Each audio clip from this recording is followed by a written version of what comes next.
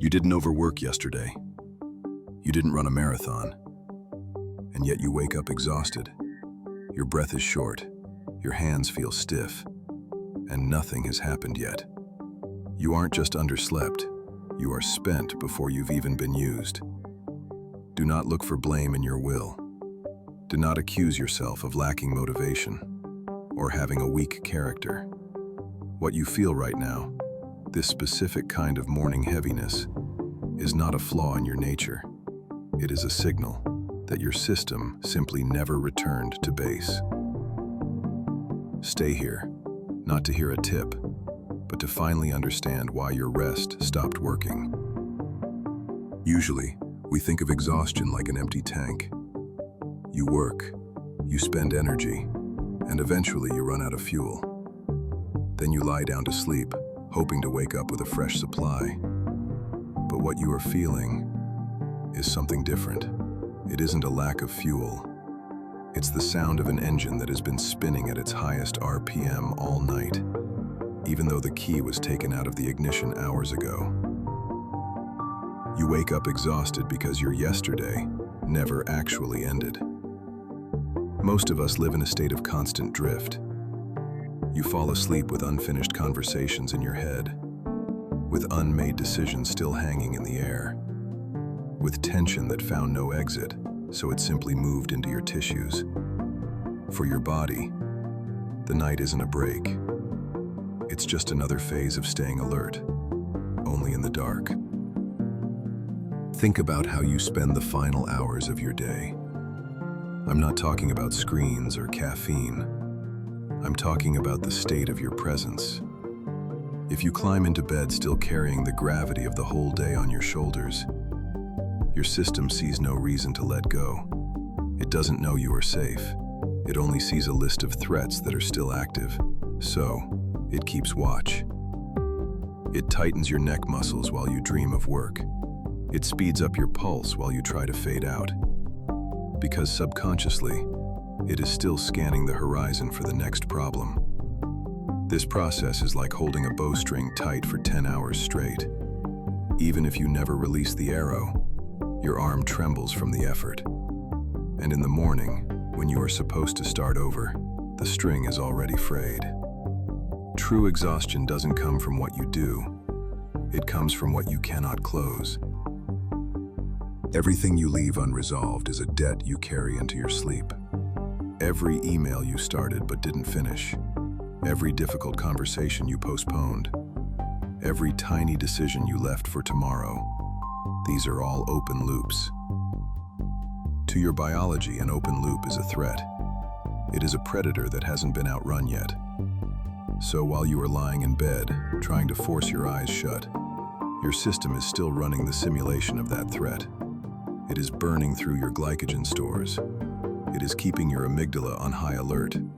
It is literally working while you are resting. This is why you wake up exhausted.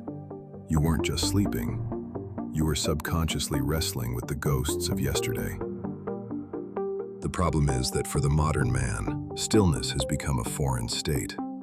When you finally sit in a chair or lie down in the quiet, your body begins to interpret the lack of input as an error. Silence feels unnatural. Motionlessness feels like vulnerability. So your mind immediately starts generating noise. It reminds you of the email you didn't answer, the word you didn't speak. Rest has stopped regenerating you because you've stopped trusting inactivity. You treat relaxation like a task to be checked off, rather than a biological process. You try to force sleep, schedule decompression, but the nervous system doesn't take orders. It only responds to signals of safety. And safety doesn't appear where there is noise, control, and a constant waiting for tomorrow. To wake up with a sense of new power, you must first let yesterday truly die. This doesn't require complex rituals. It requires acknowledging the fact that in this current second, you have nothing left to fix. Your body needs a clear message that the fight has stopped, that it no longer has to guard anything. Think of it like descending a high mountain. You can't just vanish from the peak and find yourself in a warm home. You have to walk the whole way down. You have to let the breath drop into your stomach. You have to feel the weight of your own legs on the floor. You have to physically, almost tangibly, lay down your weapons before yourself. True restoration begins the moment you stop negotiating with time. When you allow things to remain unfinished, knowing that your presence now is more important than your efficiency tomorrow. This is the skill of powering down the system, not by cutting the power, but by slow, conscious deceleration. We often confuse distraction with recovery. We think that sitting on the couch and scrolling through a feed is doing nothing. But for your nervous system, this is a massive influx of data.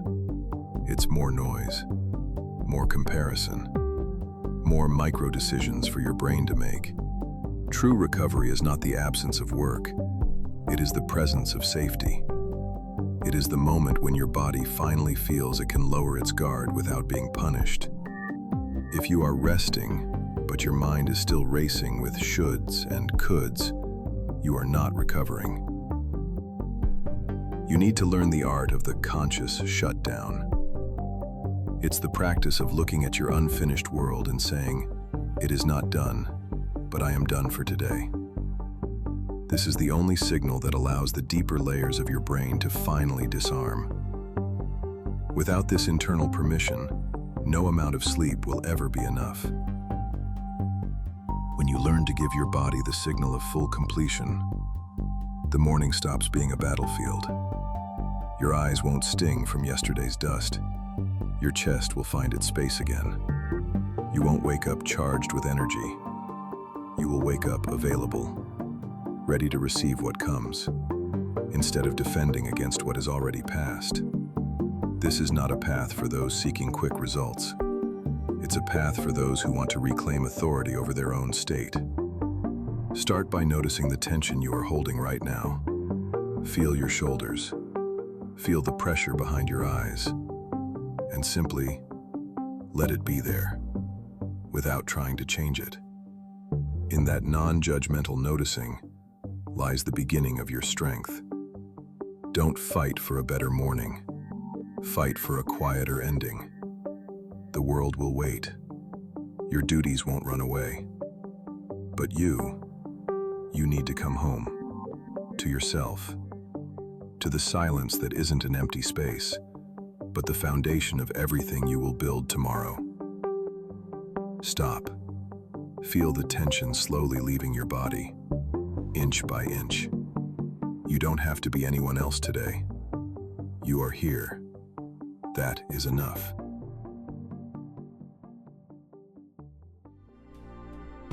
If this inspired you, give it a like, subscribe for weekly wisdom, and share your thoughts below to grow the Inner Strength community.